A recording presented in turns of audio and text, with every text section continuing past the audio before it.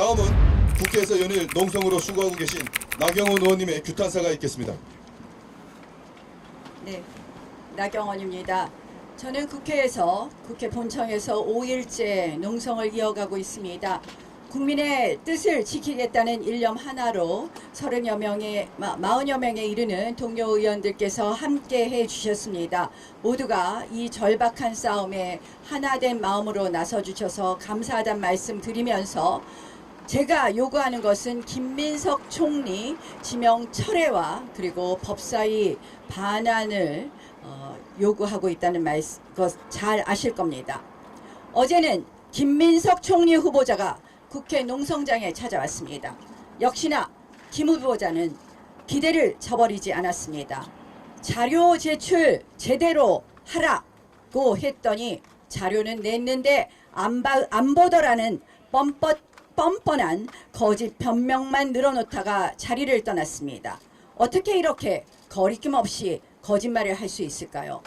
정작 본인들이 떠받드는 대장 이재명 대통령부터 제대로 된 재판조차 받지 않으니 가능한 것 아니겠습니까? 맞습니다. 지금은 전쟁 기념관 상징탑 앞에 서 있습니다.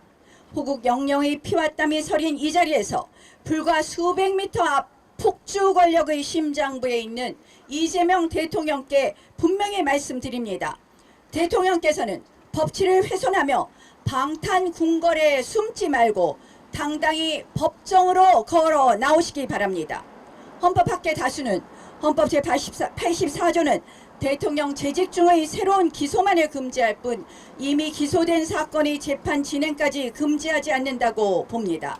또한 헌법 제68조 2항은 대통령의 판결에 따라 그 직을 상실할 수 있다고 해석됩니다.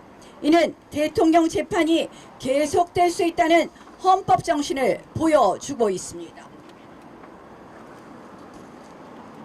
그러나 이재명 대통령의 형사 재판은 5건 중 3건의 기일이 추후 지정된 상태로 사실상 중단되고 있습니다. 그러나 나머지 2건 수원지방법원에 오늘 법카 의혹 제4차 공판 준비 기일과 22일에 쌍방울 대북 송금 사건 제1차 공판 준비 기일이 있습니다. 반드시 이 재판은 정상적으로 진행되어야 합니다.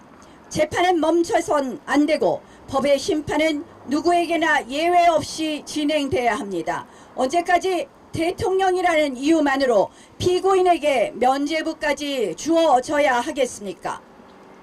민주당이 국회 상임위원장 선출을 단독으로 강행하며 법사위원장을 강탈하듯 독식한 이유가 바로 여기에 있는 것입니다. 모든 법안을 마음대로 밀어붙이겠다는 입법 독재의 선언이었고 대통령 지키기 방탄 독재의 선언이었습니다. 막아야 되지 않겠습니까? 오직 이재명 단 한 명을 지키기 위해 이미 대장동 수사 검사를 표적 삼아 헌정사상 초유의 검사 탄핵까지 감행했던 민주당이었습니다. 이제 검찰 해체 4대 악법이 수사기관의 손발을 묶는 제도적 폭거라면 민주당이 괴하는 사법 장악은 대통령 지키기를 위한 3권 장악의 완성입니다. 그래서 저희는 법사위원장을 내놓을 수 없는 것 아니겠습니까? 맞습니다.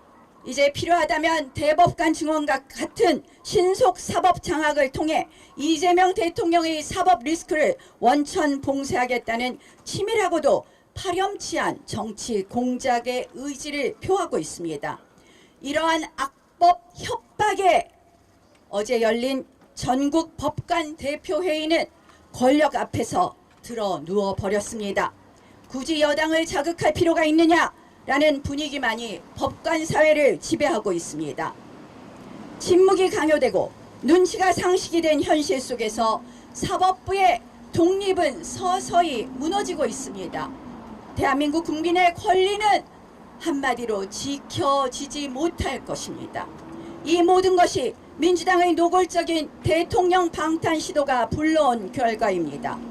이제 사법부마저 권력의 눈치를 보는 구조, 저희가 법사위원장 반드시 반환받아서 지켜내겠습니다.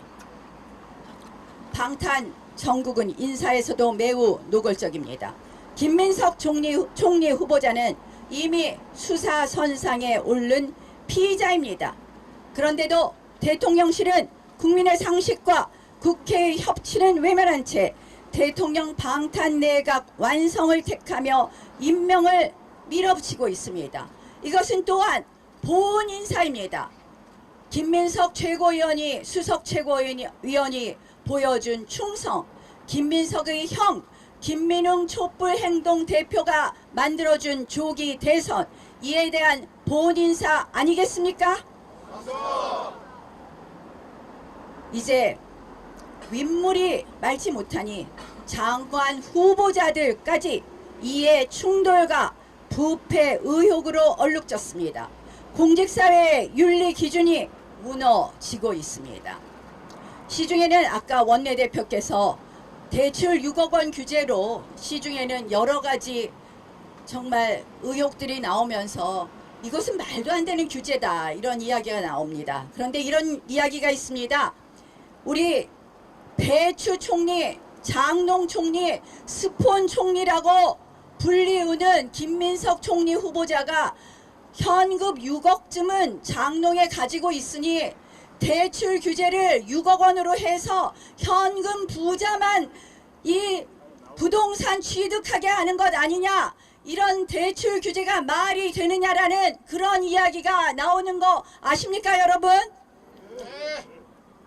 자, 저는 이제 이재명 대통령께서 입법 장악 사법 시스템 무력한 뒤에 행정부마저 방탄 인사로 채우겠다는 것이 바로 이재명 대통령 1인 독재 선언이라고 봅니다. 더불어민주당이 입법 사법 행정 동시에 거머쥐려는 이 3중 방탄 체제 완성, 저희 국민의힘이 반드시 막아내겠습니다. 그래서 이 자리에서 세 가지 사항을 엄숙히 요구합니다. 하나, 법원은 법치주의 실현을 위해 헌법 정신에 따라 즉각 이재명 대통령 형사사건 재판을 재개하라. 재개하라. 둘, 더불어민주당은 국회의장, 법사위원장 독식을 철회하고 국회의 권력 분립과 협치 원칙을 복원하라. 더불어민주당은 대통령 지키기 사법장악 시도를 포기하라. 셋, 이재명 대통령은 김민석 총리 후보자 지명 철회하고 방탄 내각 시도를 중단하라. 대통령은 절대군주가 아닙니다. 권력을 방패 삼아 법망을 빠져나가는 순간 대한민국의 법치는 무의미해집니다. 권력은 특권이 아니라 책임이며 헌법 앞에 예외가 없습니다.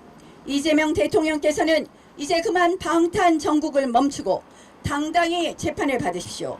그것이 국민 앞에 지켜야 할 최소한의 도리이자 대통령이 보여야 할 헌법 수호의 의지입니다. 대한민국 법치는 결코 한 사람 앞에서 멈추지는 않을 것입니다. 네, 감사합니다.